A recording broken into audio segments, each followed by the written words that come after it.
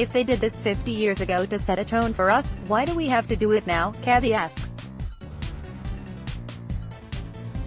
If history is something that we learn from, why do we continue to repeat it? Cathey's job at Church's Chicken pays $7.53 an hour. 2 years ago, her mother, who also worked in the fast food industry, passed away, leaving Cathey to care for her younger bros. She sees fighting for a livable wage as a necessity. If I was getting $15 an hour with my union rights, I wouldn't have to worry about having 2 other jobs on the side, she explains. I wouldn't have to debate on whether I'm going to pay my light bill or get my brother's some school supplies or buy food for the house, noting both the distinctions and similarities between today's Poor People's Campaign and the one of 1968. Barber believes modern grassroots movements should fuse themselves together in order to effectively eradicate what he refers to as interlocking injustices. We are choosing this time to launch the movement with 40 days of action to change the narrative, Barber says of the Poor People's Campaign.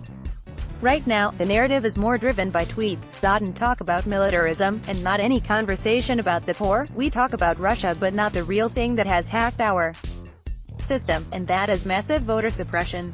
Meanwhile, Barber says, people can buy unleaded gas but can't buy unleaded water, referring to the poisoning that's still happening in Flint, Michigan. He also named excessive government military spending, ecological devastation, religious nationalism and systemic poverty as the country's tragic moral realities. As for the Fight for 15, Barber likens the organization to anti-war movements and the Student Nonviolent Coordinating Committee, SNCC, a noted civil rights group. These people said, "Look, we're not going to just accept poverty," Barber explains. It is a government and policy-created reality. According to Oxfam America and the Institute for Women's Policy Research, the majority of low-wage earners in the U.S. are women. A third of them are mothers, and of those, 15% are single mothers. Even more daunting, a 2016 national survey conducted by Hart Research Associates found that 40% of women in the fast food industry have dealt with sexual harassment. On average, people of color earn 35% less than white employees, and in the restaurant industry, they are twice as likely to live in poverty as their white counterparts, foodchainworkers.org reports. On a more optimistic note, low-income workers turned organizers have seen a return on their campaigning investments.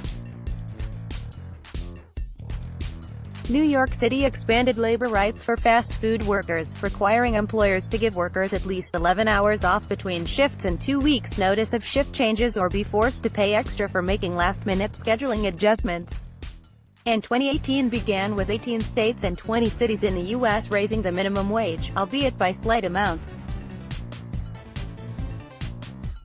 Finally, Democrats in Congress introduced a bill that would raise the minimum wage from $7.25 to $15 by 2024 and tie it to inflation, but whether or not it passes remains to be seen.